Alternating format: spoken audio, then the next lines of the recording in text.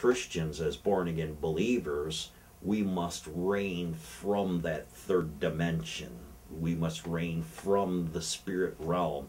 It says that as many as are led by the Spirit of Elohim, they are the sons of Elohim. Well, if you're a son of God, if you're a son of Elohim, and Yahweh is your father, what does that make you? And what responsibility, you know, if your father is the creator, how creative should you be? If your father is the sovereign master of his creation, then what position does that put you in? It says that Christ is seated at the right hand of the Father. And he said, I go to prepare a place for you at my Father's house. And see, you know, we have a religious mindset that he was that's talking about when we die and go to heaven.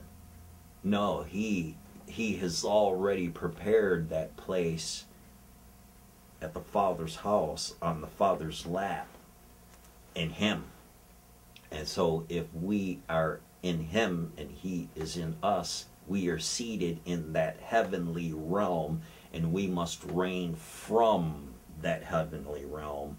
So we have a position far above all the powers of this world, all the kingdoms of this world. We have a position whereby we must speak his word. We must confront those that are in positions of power and authority that have bowed their knee to Baal. They've compromised and they've submitted to the enemy, and they need to be either be converted or dethroned, one or the other, because you can see what a mess this world is in, you know, because the kingdoms of this world, they don't have a clue how to reign, how to rule, you know. Yeshua said, let the greatest among you be the servant of all.